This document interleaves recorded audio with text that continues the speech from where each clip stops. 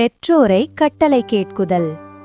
ஒரு இனிய வீடில் சிறுவர்கள் பெற்றோர் பேசும்போதெல்லாம் கவனமாக கேட்டார்கள். ஆம் அம்மா, சரி அப்பா என்று அவர்கள் சந்தோஷமாய் சொன்னார்கள். அவர்கள் மேசையை அமைத்து தங்கள் விளையாட்டுப் பொருட்களை துடக்கியும் எளிய செயல்களையும் மகிழ்ச்சியாக செய்தார்கள். சிறிய பணியாக இருந்தாலும் அதை மனம் விட்டு செய்ததால் பெற்றோர்கள் மகிழ்ந்தனர். அம்மா அப்பா அன்புடன் வழிகாட்டி சரி தவறு வேறுபாட்டை கற்றுத்தந்தனர். சிறுவர்கள் புரிந்தனர். கேட்டு கட்டளையை நெறிப்படுத்துவதில் அன்பும் மரியாதையும் காட்ட முடியும்.